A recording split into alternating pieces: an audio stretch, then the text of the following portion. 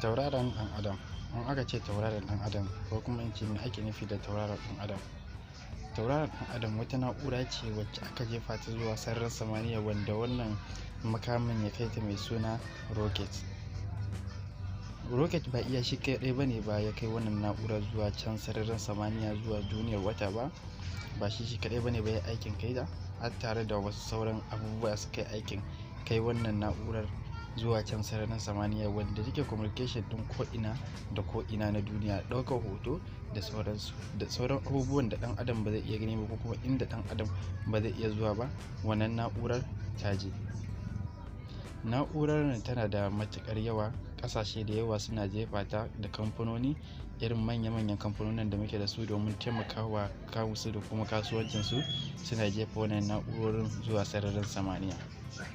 Dan uwa, a wannan channel din mun shirya tsaf domin kawo maka labarai da suka danganci technology da dai sauransu, da sauran abubuwa. Idan kai bako ne a wannan channel din, ko kuma